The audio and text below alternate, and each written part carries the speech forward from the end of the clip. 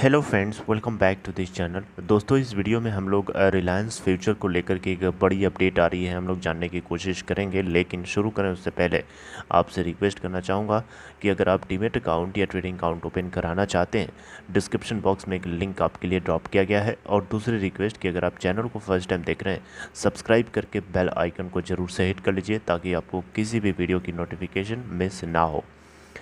Okay दोस्तों, देखिए यहाँ पे बात कुछ ऐसी है कि रिलायंस और फ्यूचर इन दोनों के बीच की जो लड़ाई है, इसको लेकर के सुप्रीम कोर्ट की तरफ से अब अभी आपको मैंने बताया था कुछ दिन पहले कि जो लेटेस्ट डेवलपमेंट हुआ वो यही है। सुप्रीम कोर्ट कह रहा है कि जो सिंगापुर का इंटरनेशनल आर्बिट्रेशन सेंटर है, वहाँ से जो अवार्ड दिया गया है वो वैलिड है। इंडिया में वो अमेज़ॉन को सपोर्ट करते हुए वैलिड है।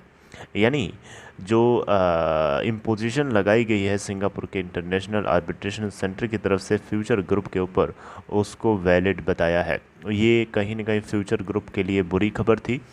और इसको लेकर के जो है दिल्ली हाई कोर्ट भी बहुत ही ज़्यादा रिएक्टिवेट हो गया था, और जिसके चलते वो अपने ओल्ड ऑर्डर को इम्प्लीमेंट करने की धमकी दे रहा था, जिसके चलते फ्यूचर ग्रुप के किशोर बियानी जी जो है सुप्रीम कोर्ट में स्पेशल लीव पिटीशन फाइल करते हैं उसको रोकने के लिए।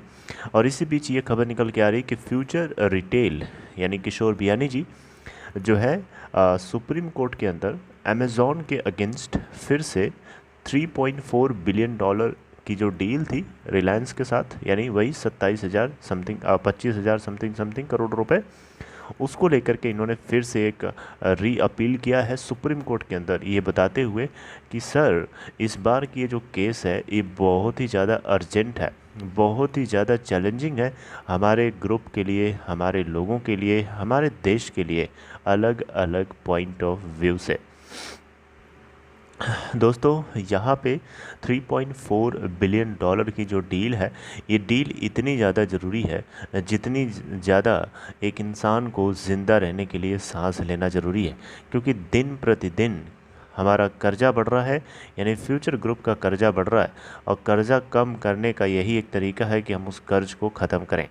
और कर्ज को ख़त्म करने के लिए ही ये डील को अप्रूव किया गया था बोर्ड की तरफ से। तो इसको लेकर के फ्यूचर रिटेल लिमिटेड जो है सुप्रीम कोर्ट से क्लियरेंस चाहता है कि किसी भी तरीके से इसे सुना जाए, क्योंकि हमारे लिए डू और डाई का सवाल है। सुप्रीम कोर्ट इसी महीने, जैसा कि आपको अभी मैंने बताया, इंटरिम डिसीजन लेते हुए सिंगापुर के आर्बिट्रेशन सेंटर को इंडिया के अंदर एनफोर्सेबल बताया था, जिसके चलते अमेज़ॉन को जीत मिली थी। हालांकि इंटरनेशनल आर्बिट्रेशन सेंटर की तरफ से जो अभी दूसरी बार जो हियरिंग करी गई है उसका आउटकम अभी बताया नहीं गया है। उसका आउटकम अभी रिलीज़ होगा, इसी महीने के एंड तक बताया गया था। अब देखिए 2 ही 3 दिन तो बचे हैं, देखते हैं कुछ अगर होता है तो हम डिस्कस करेंगे। लेकिन इस मॉर्निंग आपको ये अपडेट मैं बता रहा हूँ क्योंकि ये अपडेट लास्ट डे आई थी। ऑलराइट दोस्तों, इस बार फ्यूचर रिटेल लिमिटेड ने 6,000 पेज की फाइलिंग के थ्रू फ्यूचर ने ग्रुप ने सुप्रीम कोर्ट से अर्ज किया है, आर्गूमेंट किया है कि रिलायंस के साथ जो डील है ये बहुत ज़रूरी, अगर नहीं होगी तो अनइमेजिनेबल डैमेज हो सकता है हमारे फ्यूचर ग्रुप को, जो कि पूरे अक्रॉस इंडिया अगर हम देखें तो लगभग 35,575 एम्प्लॉयज़ की जॉब चली जाएगी, जो कि लगभग 280 बिलियन रुपीस यानी 3.81 बिलियन डॉलर का बैंक लोन्स और डिबेंचर से लॉस होने वाला है। और ये लॉस भारत सरकार का ही होगा, क्योंकि अगर भारत के नागरिक का नुकसान भारत की सरकार का नुकसान है। अगर हमारे देश में अनएम्प्लॉयमेंट तो वैसे भी कम है, अनएम्प्लॉयमेंट तो वैसे भी बहुत ज़्यादा है, और अगर नौकरियां जाएंगी तो अनएम्प्लॉयमेंट और ज़्यादा बढ़ेगा।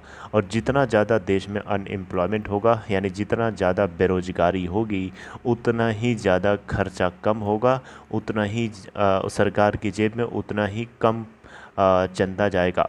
मेरी बात समझ रहे हैं? मेरा मतलब सीधा सीधा ये है, सीधा सीधा मैं आपको पॉइंट बता रहा हूँ, ये है कि अगर हमारी जेब में ज़्यादा पैसा आएगा तभी तो हम ज़्यादा खर्चा करेंगे, तभी तो ज़्यादा सरकार को टैक्स मिलेगा, बताइए ना। उसी तरीके से है, अगर 4 लोग नौकरी करने वाले हैं और एक जगह 100 लोग नौकरी करने वाले हैं, तो 100 लोग नौकरी करेंगे तो 100 लोगों को ज़्यादा पैसे, 100 लोगों को पैसे मिलेंगे। 4 लोग नौकरी करेंगे, 4 ही लोगों को पैसे मिलेंगे। तो 100 लोगों को जब पैसे मिलेंगे तो 100 लोग खर्चा करेंगे, तो 100 जगह से सरकार को टैक्स मिलेगा। अभी क्या है, 4 लोगों से ही टैक्स मिल रहा है, तो कितना डिफरेंस है, घुमा फिरा के किधर जा रहा है, सरकार का ही तो नुकसान है, बताइए, देश का ही तो नुकसान है अनएम्प्लॉयमेंट बढ़ाने से। तो भैया इस चीज़ का ख्याल रखना है। 35,575 एम्प्लॉयज़ के जॉब का सवाल है। इसके अलावा दोस्तों यहाँ पे देखिए, ये बहुत ज़रूरी है।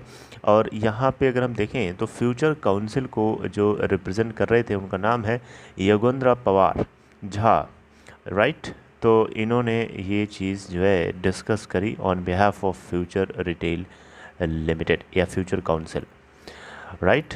तो दोस्तों अमेज़ॉन और फ्यूचर, ये दोनों के बीच की जो लड़ाई झगड़ा है, किस बात से शुरू हुई थी और ये आपको बताने की ज़रूरत नहीं है, you already know all these things, alright. तो दोस्तों कल ये एक अपडेट आई थी और देखते हैं आगे क्या होता है, आगे क्या नया कुछ इसमें आता है। जो कुछ होगा हम डिस्कस करेंगे। वैसे चांसेस तो यही है दोस्तों कि सिंगापुर के आर्बिट्रेशन सेंटर से जजमेंट हो सकता है आपको 30-31 में, या हो सकता है 1 तक आ जाए, क्योंकि बताया तो यही गया था। बाकी कुछ अगर लेट भी हो जाता है तो हम उसमें कुछ कर नहीं सकते, जब आएगा तभी हम डिस्कस करेंगे, right. So this is all in this video. I hope you like this information regarding future retail limited. मेरा गला थोड़ा ख़राब है, इसलिए मेरी आवाज़ आपको थोड़ी सी बद्दी लग रही होगी, मैं उसके लिए माफ़ी चाहूँगा। और अपना ख्याल रखिए, टेक केयर। मैं आपसे आगे इन्फॉर्मेशन शेयर करते हुए किसी और टॉपिक के साथ मिलता हूँ। Good bye.